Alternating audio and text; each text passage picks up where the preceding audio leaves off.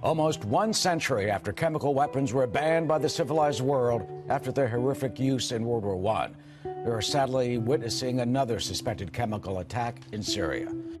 I'd like to begin by condemning the heinous attack on innocent Syrians with banned chemical weapons. It was an atrocious attack. It was horrible. You don't see things like that, as bad as the news is around the world. You just don't see those images. We are studying that situation extremely closely. We are meeting with our military and everybody else, and we'll be making some major decisions over the next 24 to 48 hours. We are very concerned when a thing like that can happen. This is about humanity. We're talking about humanity. All right, joining us now from Washington, D.C. with a look at Axios AM, national political reporter for Axios, co-founder and CEO of Axios, Jim Vanda. Hi, Jim. Good to have you with us on this Monday morning. So what's the one big thing you guys are tracking for us?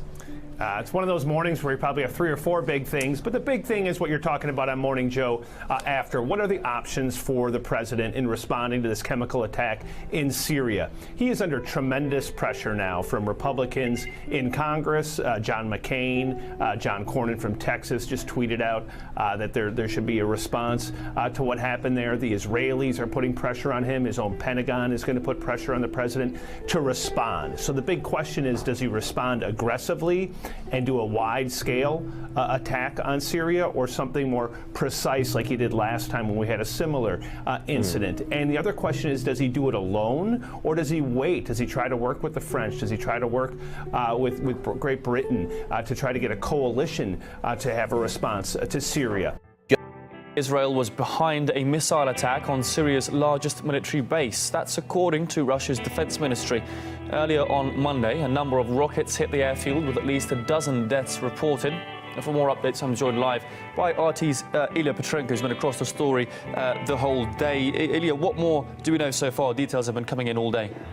Hi again, Dan. Well, first of all, Israel regularly targets pro-Iran, pro-Assad militias in Syria. And usually they don't comment on things like that, like they didn't this time around. But the timing of this apparent strike by Israel could really turn things upside down for everyone. In what way? What impact could this have? Well, it's because of the buildup ahead of this. Now, April in Syria and things that are happening there for a second year in a row could have put the world on the brink of a conflict.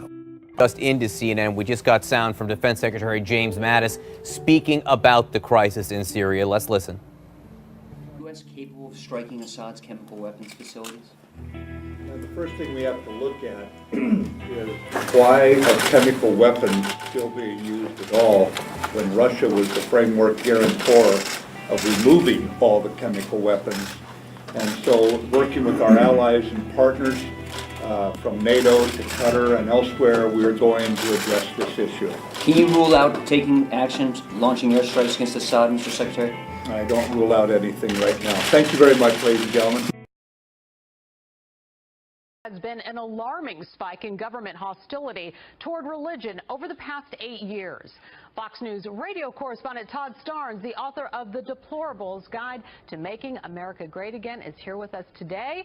He also has a brand new nationally syndicated radio show starting next Wednesday. I was reading about that. Congratulations, Todd. Thanks, Laura. Appreciate that. We're looking forward to it. Absolutely. All right. So let's talk about this report. What more does it tell us?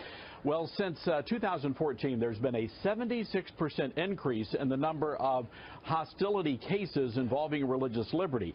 And this information coming from the Family Research Council and their report, Laura, and according to their documentation, most of these instances occurred during the Obama administration and predominantly were impacting people of the Christian faith. You know, I know that you follow this group closely. How does the Family Research Council gather their facts and get this all together for us? Well, quite frankly, they use the news media, and they use a lot of reporting from various sources, and they document all of these instances in the 66-page report. This is no surprise. The opposite. There's no talking to the Taliban. We don't want to talk to the Taliban. We're going to finish what we have to finish. What nobody else has been able to finish, we're going to be able to do it. The explanation now? he was simply upset. I think what President Trump was expressing was a reaction to the terrorist activities of the horrible terrorist activities last month in Kabul. Significant elements of the Taliban are not prepared to negotiate, and it may take a long time before they are